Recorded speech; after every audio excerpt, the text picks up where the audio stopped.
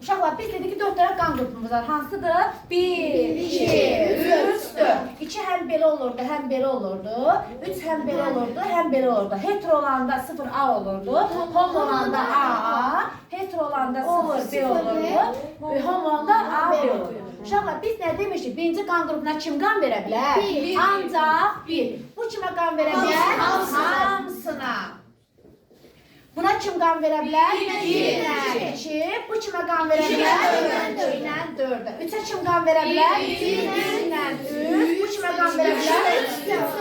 Ay, sağ ol. 4-cü qan qrupa hamı qan verə bilər.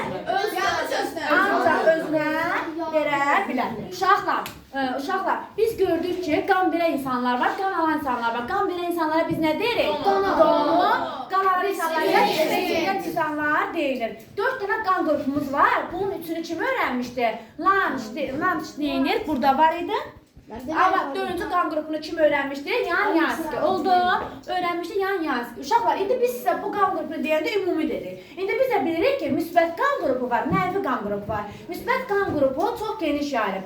Əgər müsbət qan qrupu niyə müsbət olur, niyə mənfi olur, onu izah eləyək. Əgər qanda antigen zulalı varsa, bu müsbət qan qrupudur.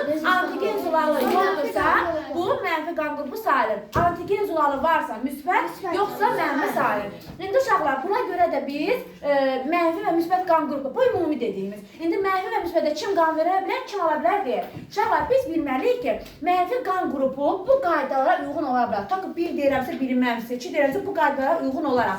Mənfi qan qrupu mənfiliyini kimə qan verir? Həm mənfiyə, həm müsbətə qan verir. Amma kimdən alır? Ancaq mənfidən. Yenə də bu qruplara uyğun olaraq oldu. Amma müsbət qan qrupu isə verir ancaq müsbətə.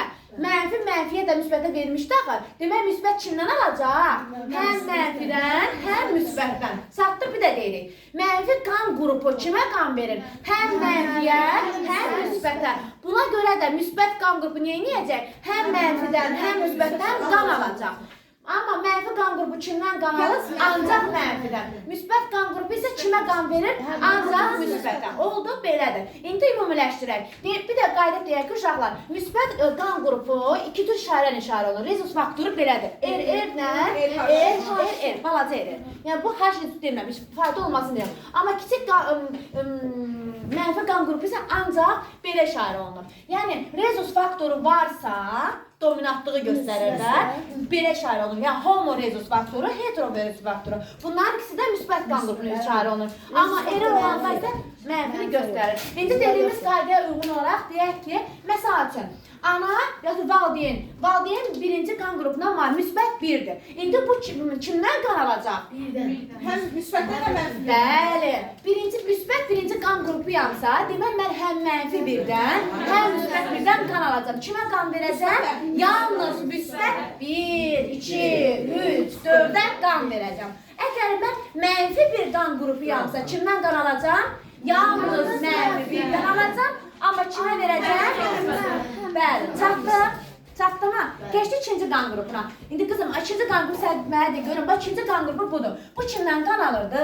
1-dən 2-dən. İndi mən müsbətəmsə, kimdən qan alacağam?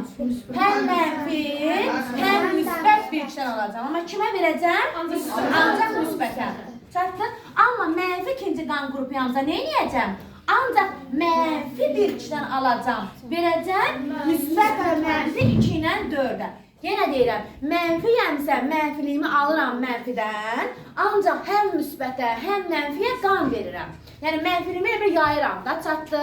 Mənfiyəmsə ancaq mənfidən alacağam. Amma verəcəm həm mənfiyə, həm müsbətə. İndi 3 mənfidir. Kimdən qan alacaq? Mənfiyəmsə alacaq mənfi 1-dən, mənfi 3-dən. Kimə qan verəcəm? Müsbət mənfi 3, müsbət mənfi 4. İndi deyirəm 4 müsbət. Kimdən qan alacaq? Ancaq müsbət. Müsbətdən alırsa, müsbət həm mənfidən, həm müsbətdən alır. 4-əmsə alıram, müsbət 4-əmsə alıram. Müsbət mənfi 1, müsbət mənfi 2, müsbət mənfi 3, müsbət. Amma kimə qan verəcəm? Ancaq müsbət 4-dən qan verəcəm. Çatdım.